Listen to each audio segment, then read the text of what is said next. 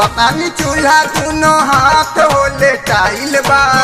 लिपतानी चूल्हा दोनों हाथ होले टाइल बा। फोन जनी करी सैया चोली में मोबाइल बा। फोन जनी करी सैया चोली में मोबाइल बा। लिपतानी चूल्हा दोनों हाथ होले टाइल बा। लिपतानी चूल्हा दोनों हाथ होले टाइल बा।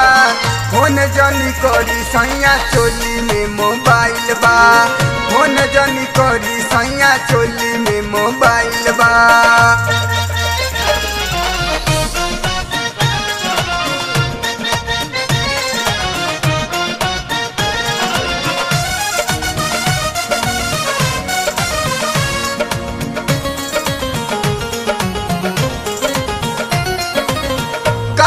बतावला पर बुझेला न बात के। रोजे रोजे कहिला कि फोन करियो रात के। कतनो बतावला पर बुझेला न बात के। रोजे रोजे कहिला कि फोन करियो रात के। कैसे निकाली त भीतरी चताइल बा। कैसे निकाली त भीतरी चताइल बा। फोन जनी करी सैया चोली में मोबाइल बा। फोन जनी करी सैया चोली में मोबाइल बा।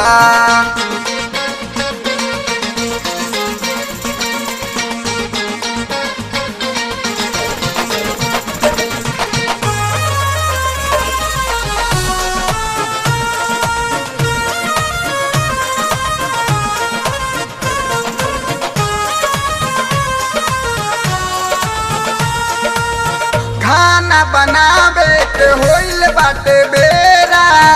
आमाज डांटे लगे होई जे कुबेरा। खाना बनावे के होइल बाटे बेरा। आमाज डांटे लगे होई जे कुबेरा। खाए खातिर खाना राजा बबुआ छिटी आइल बा। खाए खातिर खाना राजा बबुआ छिटी आइल बा। फोन जनी करी सैया चोली में मोबाइल बा। फोन जनी करी सैया चोली में मोबाइल बा।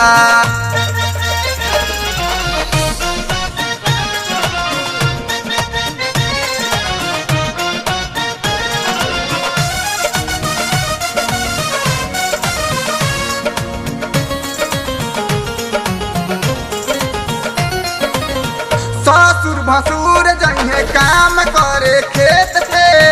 अभय पलमुआ तबे बात करिह नेट पे। ससुर भसुर जइहे काम करे खेत पे। अभय पलमुआ तबे बात करिह नेट पे। सोनुआ देवरावा त यही जे घुरी आइल बा।